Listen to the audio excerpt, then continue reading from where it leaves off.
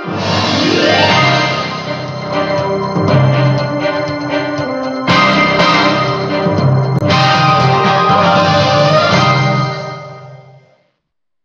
very good afternoon. Nice of you to join us on Newsroom Series. I'm Dominic Iwiwu. Today we will be focusing on the Northwestern region. But before we get into that, let's take a look at national headlines making the rounds at the moment. Former President Olusegun Obasanjo has expressed concerns over youth's restiveness caused by unemployment, fearing that Nigeria might be sitting on a keg of gunpowder. Obasanjo made the statement during an interview with the Financial Times. He says the youths are restive because they have no skill, they have no empowerment, they have no employment. The other statesman's stance comes following ongoing #EndBadGovernance nationwide protests by the youths over hunger and hardship in the country. Youths across the country have embarked on protest since August 1st, a development which has since escalated with reports and incidences of violence and lootings recorded across the country. Following the nationwide protest and the violent turn of events in some states, security chiefs and head of security agencies and parastatals, led by the Chief of Defense Staff, General Christopher Musa, have warned mischief makers to desist from any further actions or be met with stiff resistance. Speaking at the joint media briefing in Abuja, the security chiefs unanimously denounced the hoisting of foreign flags during the protest as the action remains a treasonable offense.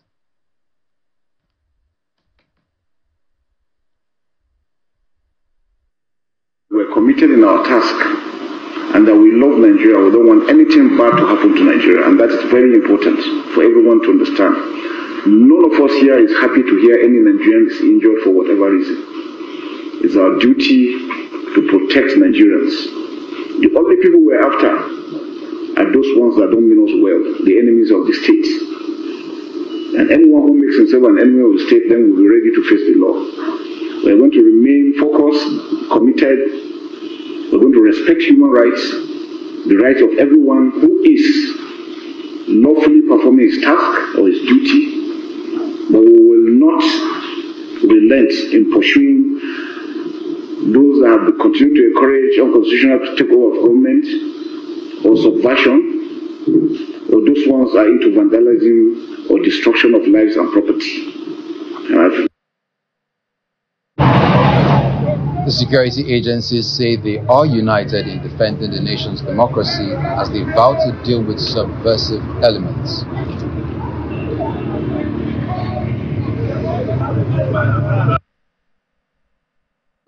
I want to, on behalf of the officers and soldiers of the Nigerian Army, state unequivocally that the Nigerian Army stand assured in defense of our democracy, of our peace, of our harmony, and we are not going to shift ground on that.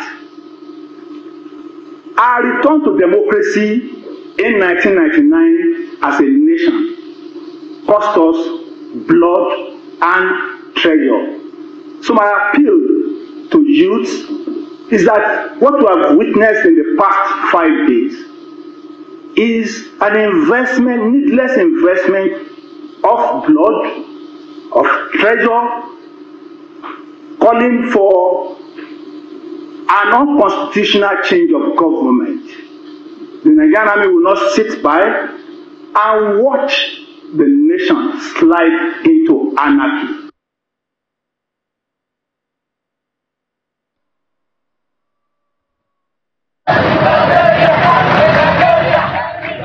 They also confirmed that some of the perpetrators of looting, arson and vandalism and waving of Russian flags have been arrested and charged to court. Group of people who started campaign, subversive campaign,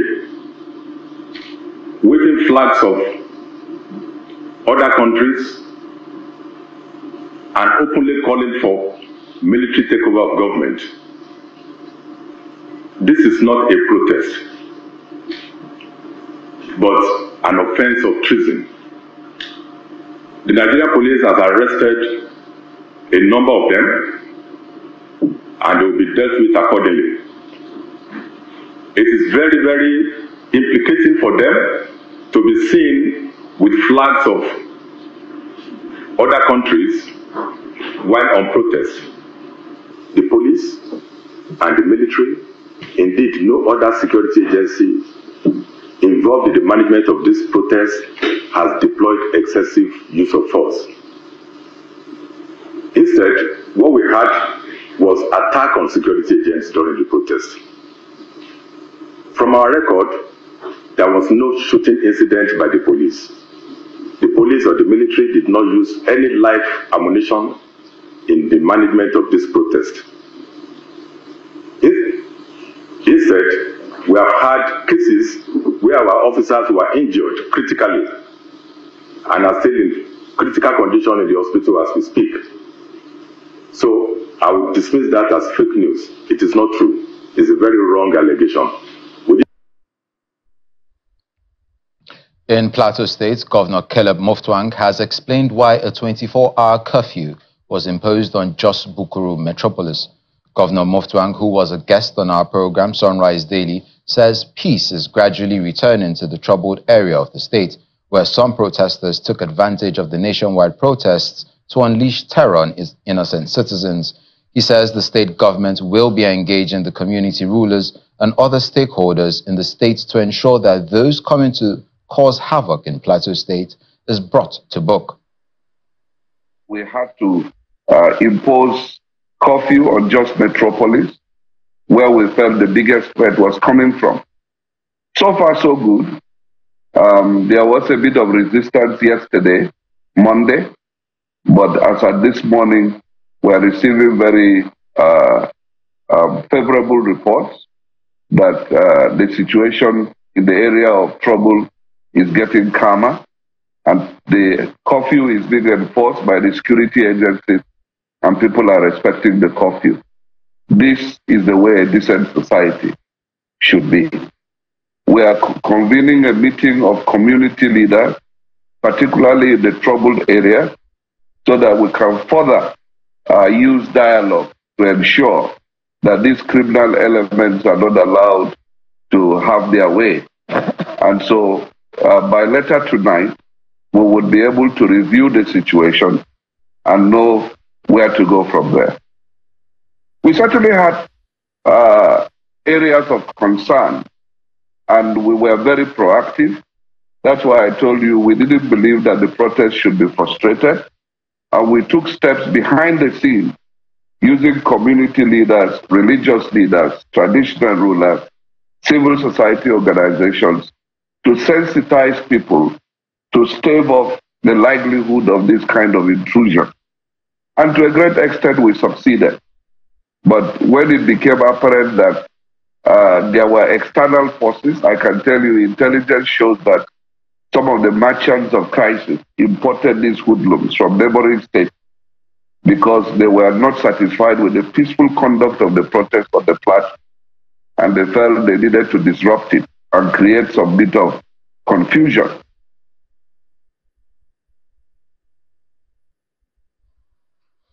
The Lagos High Court has extended its earlier order restricting protesters of the End Bad Governance in the state to the Gani Fawemi Freedom Park in Ojota and the Peace Park in Ketu. The extension order became necessary after the state completed the pre-action protocols for preemptive remedies ordered last week by vacation judge Justice Emmanuel Ogundari. Justice Sherifat Shonaike, who takes over as vacation judge, gave the order today after hearing an application filed by the Lagos State Attorney General and Commissioner for Justice, Lagos State, Senior Advocate of Nigeria, Mr. Lawal Pedro. The order is expected to remain in force until August 29th, when the case is expected to come up again before the court. At the proceedings today, the State Attorney General was represented in court by the Director for Civil Litigations, Mr. Ahmed Oyenuga, who told Justice Shonaike that service of the earlier court order had been effected on all the respondents in compliance with the pre-action protocols. The respondents in the suits are Adama Ukpabi and Tosi Harosogba for Active Citizens Group, Comrade Juwon Sanyo Olu and Hassan Soweto for Take It Back movement, persons unknown, and Commissioner of Police, Lagos State.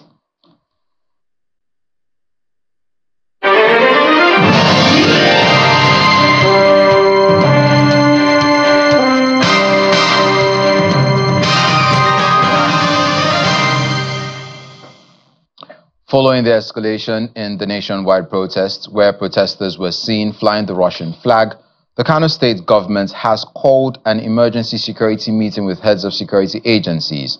Yesterday, the government announced the arrest of 72 protesters with Russian flags, 3 tailors, and a man responsible for the distribution who was caught in a GLK without a license plate. The government also expressed fears of possible foreign influence in the turn of events as the peaceful protests turned violent.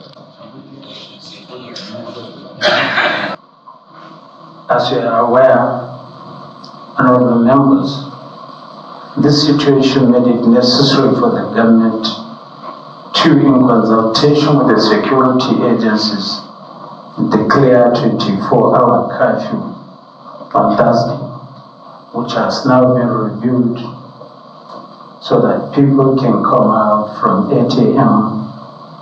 to 2 p.m. daily to conduct their businesses, pending the assessment of the situation by the security agencies. But let me say that this morning we have had a lengthy Security Council meeting where we deliberated and reviewed the situation as it is as of today. And let me say that the outcome of the council meeting has been very, very positive. We have reviewed it and we felt that normalcy has returned to the ancient city of Kano and other local governments areas within the state. For that, the council has decided to also review yet again the curfew. As from today, the curfew will be imposed from 6 p.m. to 6 a.m. Curfew is from 6 p.m. to 6 a.m. Welcome back. The acting governor of Katsina State, Farouk Jobe, has approved the review of the 24-hour restriction of movement order imposed on Dutse-Ma local government area to join the 33 other local government areas of the state under the 7 p.m. to 7 a.m. curfew. He granted the review of the Dutse-Ma curfew after receiving a report of an improved security situation in the area. The acting governor, who chaired a meeting of the State Security Council on Monday evening, directed the ban on unusual gatherings and all types of protests to remain imposed throughout the state. Meanwhile, the State Security Council has announced the arrest of several youths in connection with the recent violence, lootings, and vandalization of public and private property. Speaking shortly after the council's meeting, the secretary to the Katsina State government, Abdullahi Askari, says some of those arrested have already been charged to court on charges of criminal conspiracy, causing public disturbance, vandalization, and theft.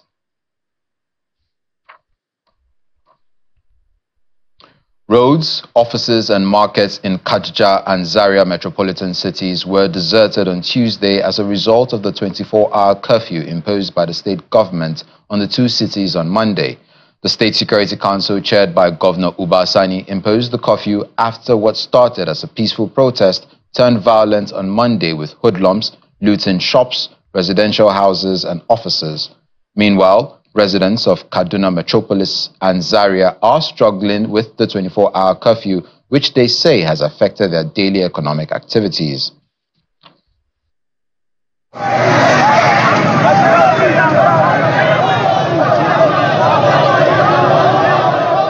The Kaduna state government imposed a 24-hour curfew on Kaduna and Zaria metropolitan cities on Monday, August the 5th, after what started as a peaceful protest turned violent, with hoodlums looting shops and vandalizing public and private offices. Several properties worth millions of naira were vandalized by hoodlums in Zaria, Kaduna metropolis on Monday morning.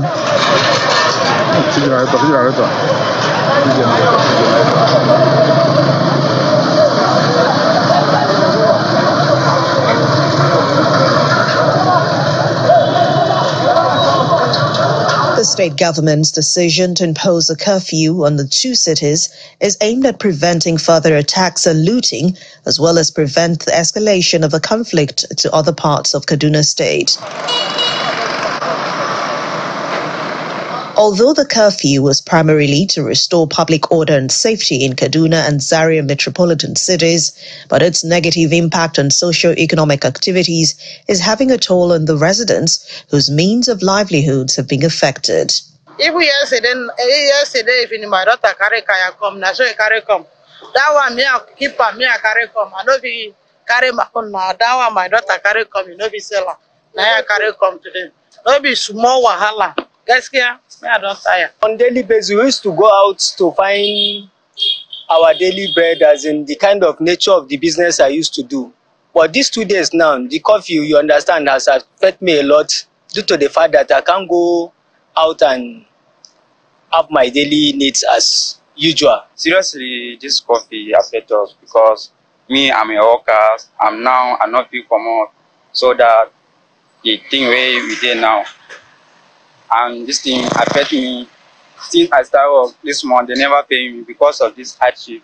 All aspects of the economy are affected as the roads within Kaduna metropolis were deserted on Tuesday. The Sheikh Abubakar Gumi Central Market, shopping centers, and even government offices were not spared by the curfew.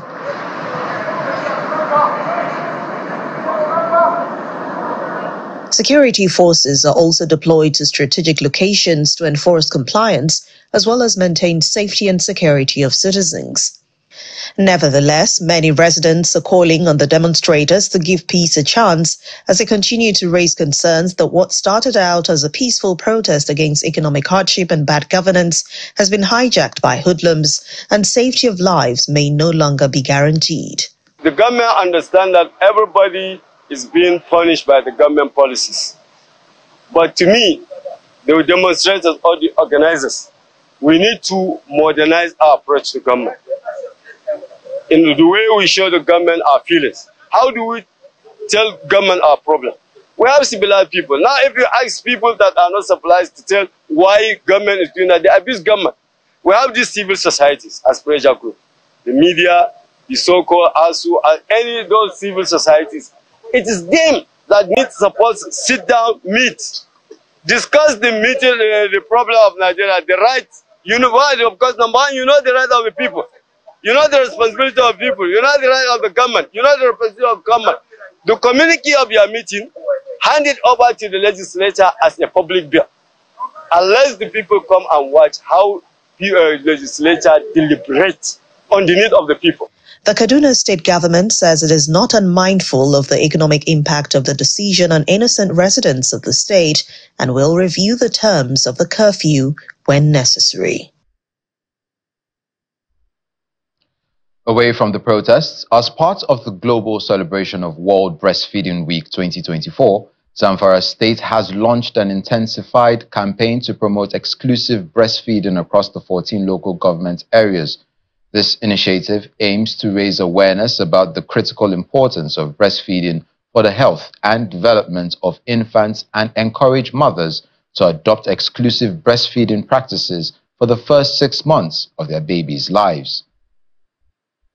The World Breastfeeding Week is conducted annually from August 1st to 7th to support nursing mothers from 1 hour after birth to 6 months and from 2 years and above with appropriate complementary foods. In Zamfara State, the government has intensified this campaign to promote exclusive breastfeeding and explore all available ways to increase its adoption among women.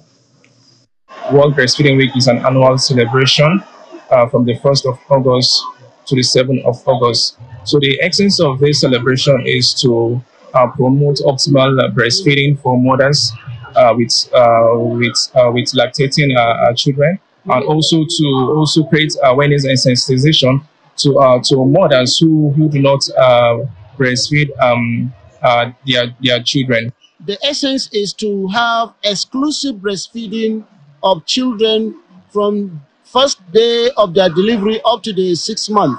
This will enhance them to have a very well immune system, and they will be prevented from having some diseases, illness. So, and it enhance the nature of the body of the baby to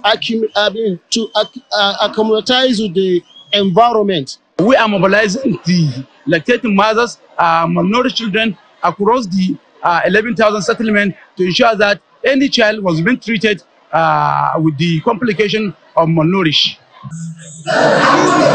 Some of the nursing mothers also highlight the importance of exclusive breastfeeding practices.